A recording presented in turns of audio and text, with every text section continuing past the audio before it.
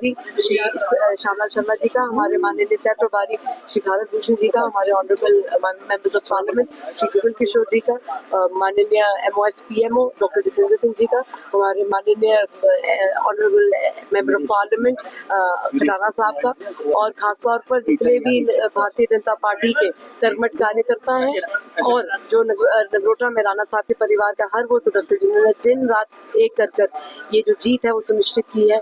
हम 11 महीने पहले भी इन सबके शुक्रगुजार थे इनके मार्गदर्शन के लिए, और आज भी बढ़ चढ़कर इनका धन्यवाद करते हैं, क्योंकि उन्होंने राणा साहब ने अपना पूरा जीवन जो है 20 अपने 25 साल नगरोटा कॉन्स्टिट्यूंसी की सेवा में लगाए थे, और जाते जाते भी उन्होंने कहा था कि नगरोटा कॉन्स्टिट्यूंसी की सेवा करनी है। और राणा साहब के साथ जो हमने आखिरी वादा किया था उसका जो पहला कदम हमें लगता है आज हमारे उस पे पहल करने का हमें जो सौभाग्य दिया, हमें आशीर्वाद दिया, हम जीवन भर शुक्रगुजार। दिव्यानी जी, कितना चैलेंजिंग था ये आपके लिए? देखिए, हमने कभी भी ये नहीं सोचा था कि कोई ऐसा दिन आएगा जब राणा साहब हमारे बीच में नहीं होंगे। तो एक बच्चे का, खासतौर पर एक बेटी का अपने पिताजी को खोना दुनिया का सबसे बड़ा चैलेंज होता है, और क्योंकि उन्होंने जाते जाते हमें कहा था कि नगरोटा की सेवा करनी है, नगरोटा को ये कभी नहीं लगना चाहिए कि वो नहीं है, तो हमारे लिए एक गोल की तरह था ये। और अभी भी हमें लगता है कि ये पहला ही पड़ा हुआ है। राणा साहब ने कहा था कि नगरोटा के हर घर की सेवा होनी चाहिए, और हमें उम्मीद है कि जिस तरह से पिछले 11 महीने में किया था उसी तरीके से बढ़ चढ़कर और भी तेजी गति से हम आगे भी करें। जिस तरह से आपने लेगेसी को मेंटेन किया है, आने वाले समय में लोगों की खासा आपके ऊपर जो है विश्वास भी है, लोगों को उम्मीदें भी हैं आपसे। खासकर अगर हमने वहाँ पर जिस दिन काउंटिंग थी उस दिन लोगों से बातचीत की थी, लोगों का कहना था जो डेवलपमेंट के काम है वो काफी ज्यादा धीरे हो रहे हैं, और उम्मीदें उनको, जैसे मैंने पहले भी कहा, बहुत ज्यादा है आपसे।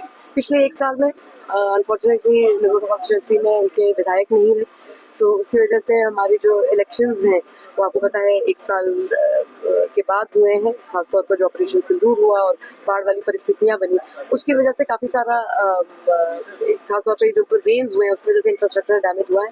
उसके ऊपर जो रिपेयर, रेस्टोरेशन और रिहेबिलिटेशन का काम था वो चल रहा था, क्योंकि कोड ऑफ कंडक्ट लगा है। आपको पता ही है कि कोड ऑफ कंडक्ट के दौरान जो ऐसे प्रोजेक्ट्स होते हैं उनकी गति जो है धीमी हो जाती है। मुझे उम्मीद है एक बार ये कोड ऑफ कंडक्ट लिफ्ट होगा तो बढ़ चढ़कर जिस तरह से लोगों के लिए हम लोगों में उनकी सेवा करने के लिए उतरे थे उसी तरीके से बढ़ चढ़कर आगे बढ़ेंगे। दिव्यानी जी, बड़गाम कॉन्स्टिट्यूंसी की बात करें तो वहाँ पर PDP जो है वो बढ़त हासिल करते हुए नजर आ रही है। NC कहीं ना कहीं आपके ऊपर ये दावा भी कर रही है कि जो यहाँ पर आपने जीत हासिल की है उसके पीछे शराब एक बड़ा कारण भी रहा है।